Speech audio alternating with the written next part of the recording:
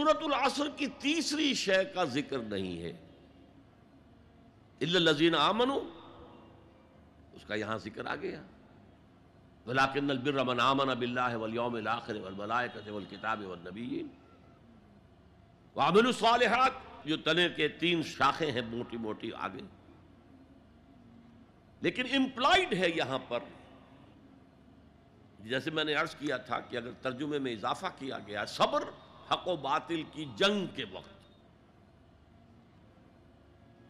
یہاں جس صبر کا ذکر ہو رہا ہے وہ صبر علی الطاعہ نہیں ہے جو میں نے کل بیان کیا تھا، صبر عن المعصیہ نہیں ہے جو میں نے کل بیان کیا تھا، وہ صبر ہے اللہ کی راہ میں صبر، اللہ کی راہ کی جد و جہد کرتے ہوئے اگر فقر و فاقہ کی کیفیت ہو جائے، جیسے پورا بنی ہاشم کا قبیلہ جو ہے وہ 3 سال تک نظر بند رہا ہے شعب بنی ہاشم کے اندر، اور گھاٹی کے دونوں طرف پہرا تھا کہ کوئی خوراک اندر نہ جانے پائے۔ ایسا وقت بھی آیا ہے کہ بنو ہاشم کے چھوٹے چھوٹے پھول ایسے بچے بلک رہے ہیں بھوک سے، اور اس کے سوا کچھ نہیں کہ سوکھے چمڑے ابال کر اس کا پانی ان کے حلق میں ٹپکا دیا جائے۔ یہ اللہ کی راہ میں صبر ہے۔ غزوہ احزاب میں جو ہوا ہے، پیٹوں پر پتھر باندھے گئے اور حضور نے اپنے شکم مبارک پر 2 پتھر باندھے ہوئے۔ غزوہ تبوک میں جو ہوا ہے کہ 3 مجاہدوں کا 1 دن کا راشن 1 کھجور، پہلے ایک نے اپنے منہ میں رکھ کر کچھ دیر چوسی، پھر دوسرے کو دے دی، اس نے چوسی، پھر تیسرے کو دی۔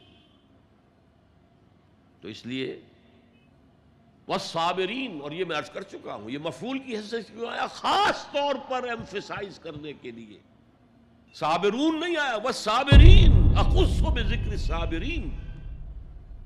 اور اصل میں نیکی جو ہے اس کا معیار تو وہ ہے حق کے لیے بھوک سہو، تکلیفیں سہو، اور حق کے لیے میدان جنگ میں آ کر صابر رہو، ثابت قدم رہو۔ اس کا کیا مطلب ہے؟ یہاں بیسیکلی ڈیفرنشیٹ ہو گیا ہے ایک خانقاہی تصور نیکی کا، ذکروں کے ذریعے، مراقبوں کے ذریعے اپنے آپ کو مانجے جاؤ، مانجے جاؤ، مانجے جاؤ، پھر وہ جو جن کو مانجھ دیا گیا ہے وہ دوسروں کو مانجھیں مانجھیں مانجھیں، مانجھنا ہی چلا ہے، آگے نہیں۔ میدان میں آ کر باطل کو چیلنج کرنا یہ نہیں ہے ہی نہیں۔ اور شیطان خوش ہوتا ہے، ہنستا ہے کہ چائے لگا مست رکھو ذکر و فکر صبح گاہی میں اسے، اور پختہ تر کر دو مزاج خانقاہی میں اسے، تاکہ اصل جو ہے میدان وہ میرے لیے کھلا چھوڑ کر لگے رہے۔ نہیں، اصل کرائیٹیرین آپ کی صداقت کا، آپ کی نیکی کا، تواصوا بالحق وتواصوا بالصبر۔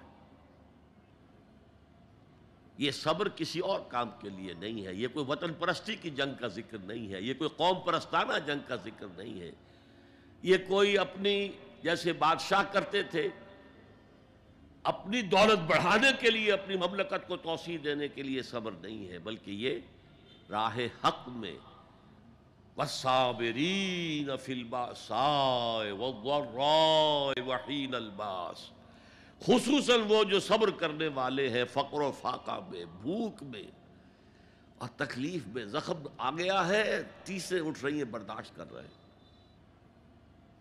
آدمی کانپ جاتا ہے۔ معاذ اور معوذ جو 2 نوجوان تھے جن کو حضور نے تو کہا تھا تم ابھی کم عمر کے ہو، تم جاؤ، واپس چلے جاؤ، لیکن ان میں سے جو بڑا تھا اس نے کچھ کہا حضور سے تو حضور نے مان لیا، چلو ٹھیک ہے تم آ جاؤ۔ چھوٹے نے کہا حضور میں اسے پچھاڑ سکتا ہوں، آپ نے کشتی کرائی، اس نے پچھاڑ دیا، اچھا بھائی آ جاؤ، تم بھی آ جاؤ۔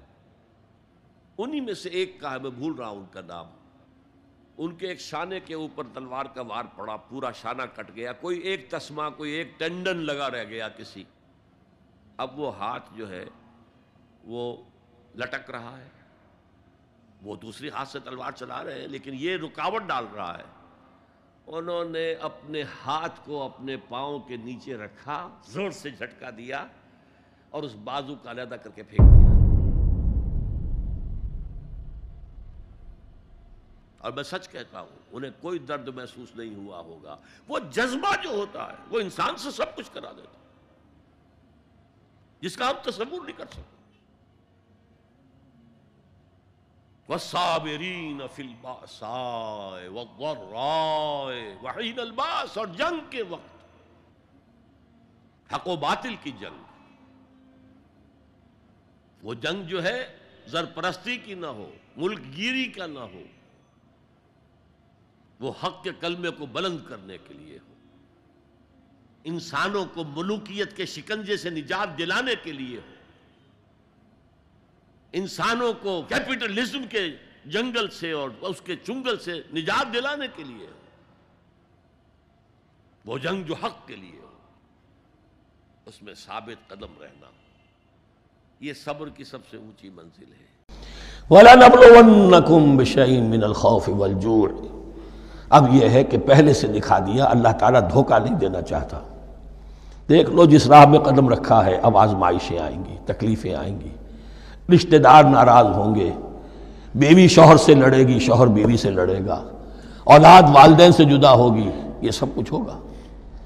فساد ہوگا، فتور ہوگا، تصادم ہوگا، جان و مال کا نقصان ہوگا. وَلَنَبْلُوَنَّكُمْ، ہم لازماً آزمائیں گے تمہیں، بِشَيْءٍ مِّنَ الْخَوْفِ، خوف کی کیفیت سے، والجوع، بھوک، فاقے. کیسے کیسے فاقے آئے ہیں، کیا ہوا ہے غزوہ احزاب میں، کیا ہوا ہے جو اس سے بعد جو جیش العسرہ ہے، تبوک کی جنگ ہے. وَنَقْصٍ مِّنَ الْأَمْوَالِ وَالْأَنفُسِ وَالثَّمَرَاتِ، اور نقصانات ہوں گے، مالی بھی، جانی بھی، اور ثمرات.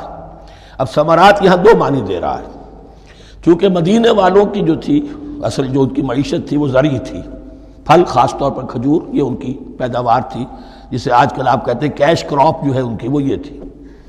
اب ایسا بھی ہوگا کہ فصل تیار کھڑی ہے، اگر اسے اتارا نہ کھجور سے تو ضائع ہو جائے گی، اور ادھر سے تبوک کا حکم آ گیا، نکلو اللہ کی راہ، یہ ساری فصل ضائع ہو جائے گی. امتحان ہو گیا کہ نہیں؟ اور اس کے علاوہ ایک اور ہے اس کا مفہوم، انسان کچھ بہت محنت کرتا ہے، جد و جہد کرتا ہے، کیریئر بناتا ہے، اپنا ایک مقام بنا لیتا ہے اس کیریئر میں، اس پروفیشن میں، اس راستے پر آتا ہے تو کچھ اور ہی شکل اختیار کرنی پڑتی ہے. وہ تجارت کے زمانے میں جو محنت کی تھی، وہ کیریئر کو اب جمانے میں جو محنت کی تھی، وہ سارا کا سارا معاملہ جو ہے وہ کھو کر پھر اس وادی میں آنا پڑتا ہے. وَلَنَبْلُوَنَّكُمْ، یہ بھی ثمرات ہیں نا، محنت کے ثمرات. وَلَنَبْلُوَنَّكُمْ بِشَيْءٍ مِّنَ الْخَوْفِ وَالْجُوعِ وَنَقْصٍ مِّنَ الْأَمْوَالِ وَالْأَنفُسِ وَالثَّمَرَاتِ وَبَشِّرِ الصَّابِرِينَ. اور اے نبی بشارت دیجئے صابروں کو، صبر کرنے والوں کو. یہ کون ہے؟ الذین اذا اصابتہم مصیبۃ، وہ لوگ کہ جن کو جب بھی کوئی مصیبت آئے، قالوا انا للہ وانا الیہ راجعون، وہ کہتے ہیں ہم اللہ ہی کے تو ہیں، اللہ ہی کی طرف ہمیں لوٹ جانا ہے. کل بھی جانا تھا، آج چلے جائیں، حاضر ہیں، جتنی جلدی بلا لیں. نشان مرد مومن باتوں گویم، جو مرگ آیا تبسم مر لبے اوست. مرد مومن کی تو نشانی یہی ہے کہ جب موت آئے تو مسرت کے ساتھ اس کے چہرے پر، اس کے ہونٹوں پر مسکراہٹ ہو. یہی بات جو میں نے کہا تھا، لٹمس ٹیسٹ یہ ہے کہ بندہ مومن اس دنیا میں زیادہ رہنے کی خواہش نہیں کر سکتا. لائف از اے لائبلٹی، جو لمحہ آ رہا ہے اس کا حساب دینا ہوگا. تو جتنی عمر بڑھ رہی ہے حساب بڑھ رہا ہے. It's not an asset, it's a liability. اور الدنیا سجن المومن و جنت الکافر، یہ تو مومن کے لیے ایک قید خانہ ہے، ہاں کافروں کی جنت ہے. وَبَشِّرِ الصَّابِرِينَ الَّذِينَ إِذَا أَصَابَتْهُمْ مُصِيبَةٌ قَالُوا إِنَّا لِلَّهِ وَإِنَّا إِلَيْهِ رَاجِعُونَ أُولَٰئِكَ عَلَيْهِمْ صَلَوَاتٌ مِّن رَّبِّهِمْ وَرَحْمَةٌ.